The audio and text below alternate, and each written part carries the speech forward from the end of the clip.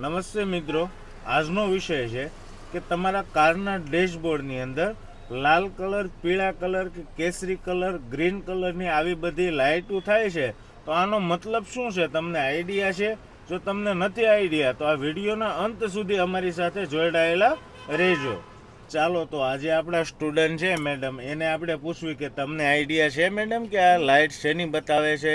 ના સર, આ લાલ પીળી લીલી જે લાઈટ બતાવે છે એનો મને કોઈ આઈડિયા નથી, પણ એ જોઈને ડર લાગે કે આ શું બતાવવા માંગે છે. ઓકે, ચાલો તો તમારા ડરનું આપણે સોલ્યુશન કરીએ, બરોબર છે? જો મિત્રો, કારનું ડેશબોર્ડ એટલે કારની ભાષા.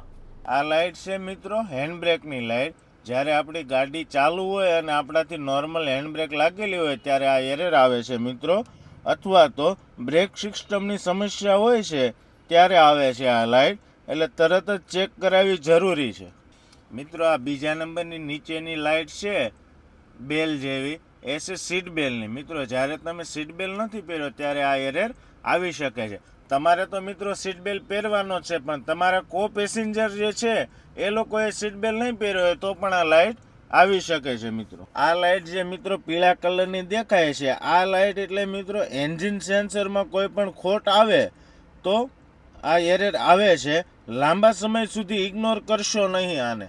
આ બાજુમાં લાલ કલરની છે મિત્રો, પ્લસ અને માઇનસ પોઈન્ટ વાળી, એ છે બેટરીની એરર.